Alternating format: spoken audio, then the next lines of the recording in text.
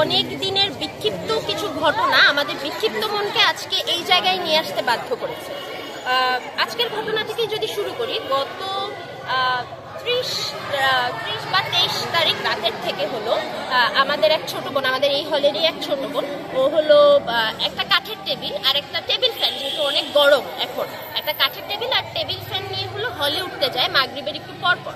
তো ওকে গেটেই আটকানো হয়, বলা হয় যে এগুলো অবৈধ এবং এগুলো নাকি নিয়ে হলে উঠা যাবে না।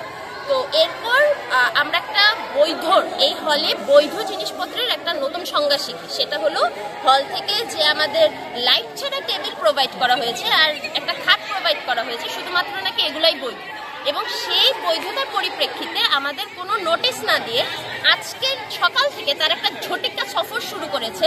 সফর বললে ভুল হবে, তার একটা ঝটিকা মানে কি বলবো, অভিযান বাহিনী শুরু করেছে যে আমাদের কার রুমে অবৈধ জিনিস আছে সেগুলো তারা খুঁজে বের করে ফেলাই দিবে। বা কি করবে আমরা জানি না, কিন্তু কেন করা হচ্ছে, কি করা হচ্ছে আমরা কিছুই বলতে পারি না। সকাল থেকে বিভিন্ন রুমে গিয়ে এই দুইটা জিনিস বাদে আমাদের রুমে অনেক কিছু থাকে। এই যে গরম পড়েছে, ফ্যান আছে, আমাদের এক্সট্রা টেবিল আছে, ফোল্ডিং টেবিল আছে, কেটলি আছে, তারপর এই যে রান্নাঘরে যে চুলার ব্যবস্থাগুলো অপর্যাপ্ত, এই জন্য বিভিন্ন রুমে দেখা যায় যে ইলেকট্রিক কেটলি আছে, এগুলোকে নাকি অবৈধ। এগুলো ওনারা বের করে দিবেন। এবং এই কারণে বিভিন্ন রুমে দেখা গেছে বিভিন্ন ছেলে স্টাফ ঢুকেছে উইদাউট এনি নোটিস। বিভিন্ন ছেলে, আমাদের যারা একজন মেল টিচার আছেন, আমরা শুনতে পেয়েছি যে উনিও নাকি ঢুকেছেন। এবং একটা মেয়েদের হলে কিভাবে আউট অফ নোওয়্যার, যেখানে অবশ্যই এখানে ম্যাক্সিমামে female staff, female teacher, everyone present থাকার কথা, যদিও আমরা আমাদের প্রভোস্ট ম্যামকে ম্যাক্সিমাম সময় দেখতে পাই না, তো মানে থাকার কথা সেখানে, তাও ওনারা কিভাবে ঢুকে গেলেন একটা মেয়েদের হলে, 4টা মেয়ে যেখানে কনস্ট্যান্টলি থাকছে সেই রুমে, আমার এটা বোধগম্য নয়।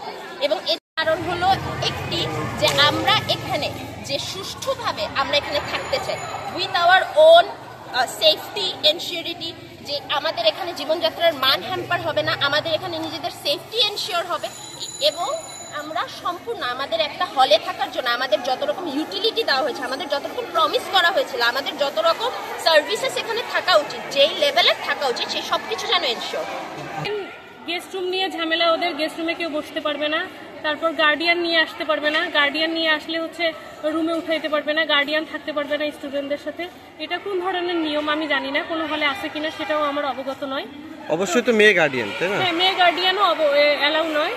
তো লাস্ট যখন আজকের ঘটনাটা কি, কিসের প্রেক্ষিতে আপনারা এই মানে এই যে আন্দোলন বলা যায় সেটা বলুন। আজকের ঘটনাটা হচ্ছে 2-3 দিন আগে আমারই এক সহপাঠী একটা হচ্ছে টেবিল নিয়ে আসছিল, টেবিল নিয়ে আসছে, তো টেবিল উঠাতে দেওয়া হয় না, বলা হয়েছে যে টেবিল নাকি অবৈধ।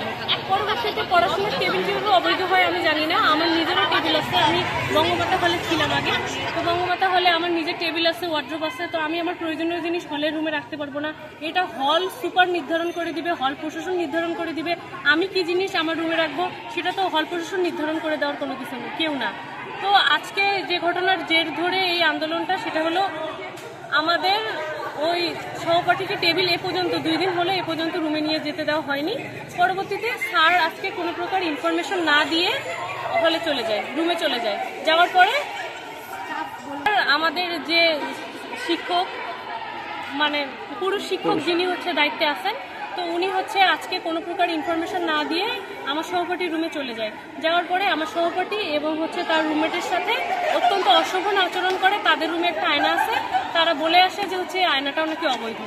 হল প্রশাসন যা যা দিয়েছেন, মানে একটা বেড, টেবিল, এ বাদে নাকি যা কিছু আছে রুমে সবকিছু অবৈধ।